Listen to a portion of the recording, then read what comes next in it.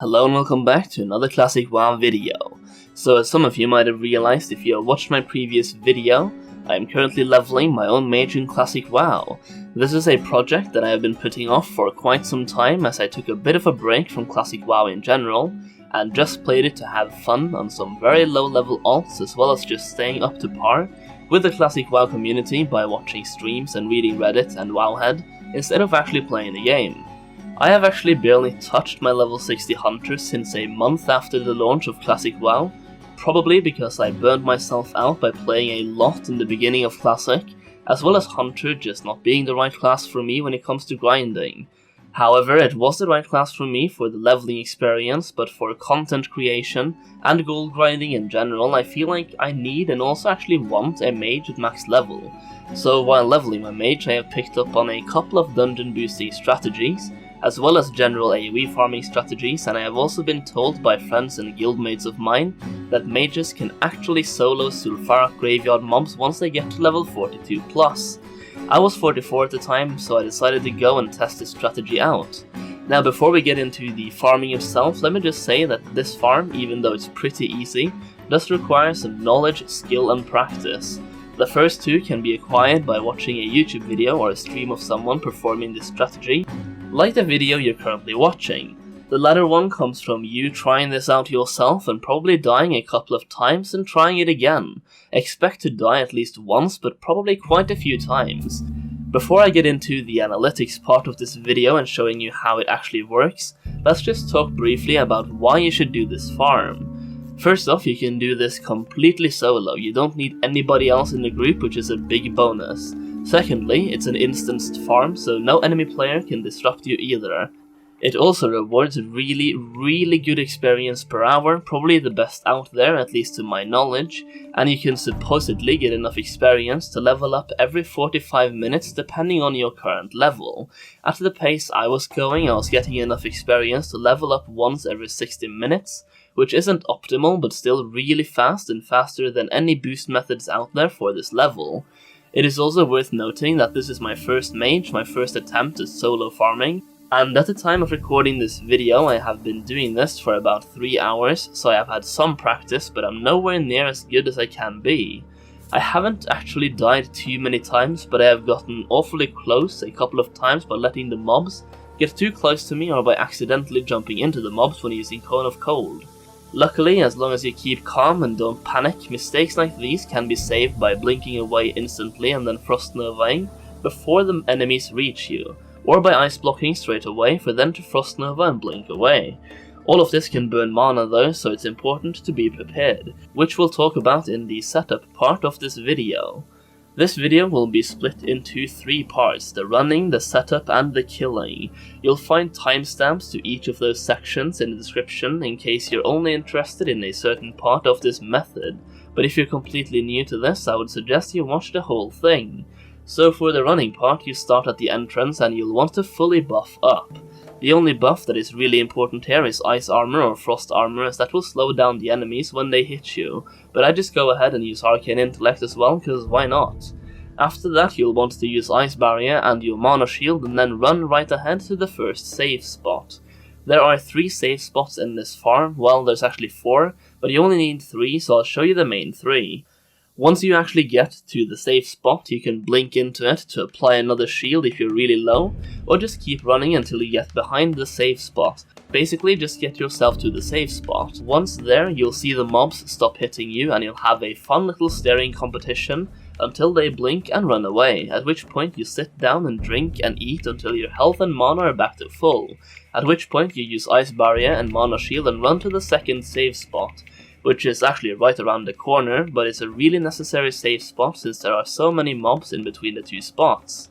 Once there, you win the staring competition once again, you eat up, you drink up, full health, full mana, reapply shields and run all the way over to the graveyard, which is where the 3rd save spot is. This run is quite long and it's actually somewhat RNG dependent, because if there are a lot of ranged mobs you'll get hit way heavier than if the mobs were melee, as well as the mana shield won't work on ranged mobs. Well, ranged casters that is, because the mana shield only absorbs physical damage, not spell damage. So you run all the way over to the graveyard itself, you try to pull as few mobs as possible and use line of sight cleverly to avoid spells cast by enemies. And if you get very low on health, you can actually dismount and use Ice Barrier again to keep yourself alive, as you can blink away from 1 or 2 mobs fairly easily and they usually don't catch up to you. So you get yourself over to the graveyard and you jump on top of this ledge you can see over here, which is where the last steering competition happens, and once the mobs reset, you are good to go. The setup. First off, there's one mob patrolling the big part of the room, which is where you'll want to do the kiting of the mobs. You want to kill that mob by any means possible. What I find easiest here is to frostbolt him, then frost nova once he gets to you, run away, frostbolt some more, blink away, frostbolt again, then nova, then repeat that process. Basically just kill that one mob to make the farm safer for yourself. Once that is done, you can also kill the mob patrolling the other side of the room, but from my experience that is completely unnecessary, so I just leave him alive since he's only in the way when I open graves over there, which I can do after he's done patrolling that side of the room. The last part of the setup, which is really important, is that you actually activate the boss. This is very easy, and you do it by simply running into the boss, at which point it will start attacking you, and you run away and jump on top of the ledge you used as a safe spot earlier, and once you're out of combat you eat up and drink up again.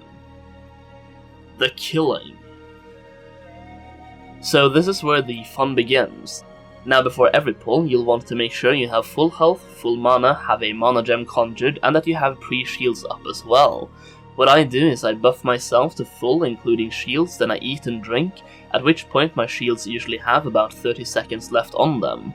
Then I open some graves, usually between 3 and 6, depending on how brave I'm feeling, and once I've opened all the graves, I start casting a rank 1 blizzard around where the boss is, or where the zombies are, so I can start slowing down the mobs.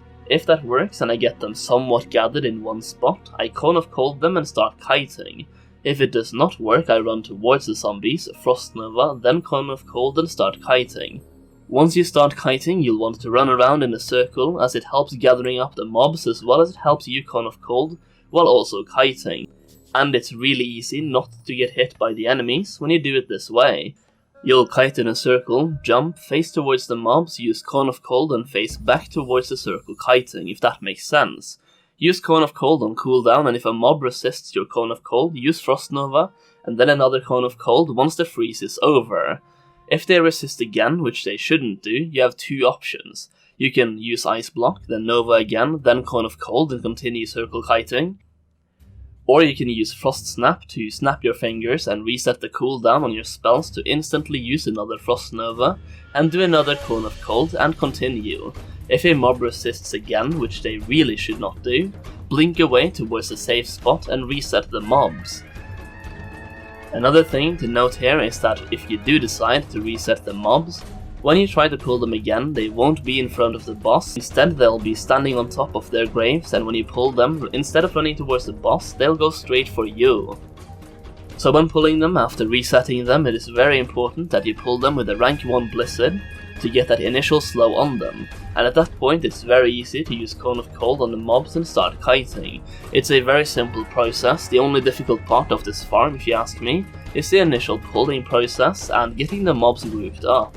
Once they're grouped up, you just run around in a big circle and use Cone of Cold on cooldown. How you gather them up is always optional, and you can use the Ice Block tactic if you're most comfortable with that, but for me personally, using rank 1 Blizzard just feels so smooth and feels way less risky than Ice Block pulling. You also don't have to worry much about health or mana in these farms, since if you do it perfectly, you shouldn't lose any health at all, and there's no reason to have shields up either unless you actually think you're going to fail. And if you ever go low on mana, you can use your conjured mana gem to regain some mana. And if you still need mana after that, you can Frost Nova the zombies and evocate for that sweet mana regeneration. So in terms of actual experience from this farm, I mentioned that you can get 1 level in approximately 45 to 60 minutes. Which is really good and probably the best experience out there. So if you're a mage and you're level 42 or above, I would really recommend you try this out. It's also very good for farming gold while leveling, since you will get a lot of grey and green items, some silk and mage weave cloth, and the potential of blue and epic items as well. Basically, it's the Sulfarak Graveyard Gold farm, but slightly handicapped since you're much lower level than the usual level 60s that use this strategy to farm gold.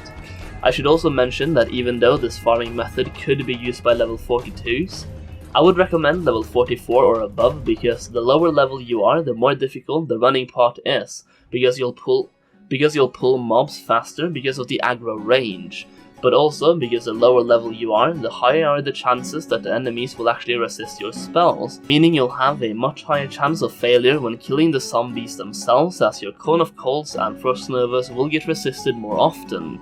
At level 44 I could do this with a pretty high success rate, and at level 45 I've barely ever failed.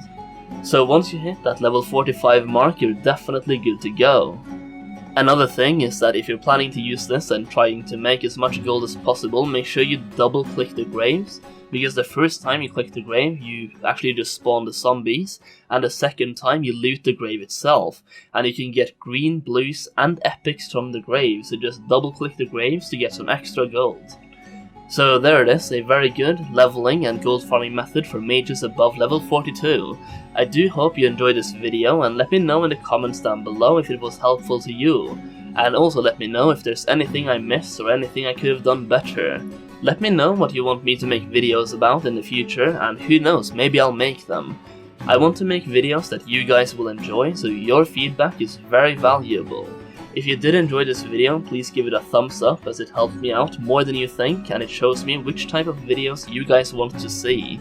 If you want to see more videos from me, make sure you subscribe and click that bell to get notified whenever I upload a new video. Thanks for watching, and I'll see you next time.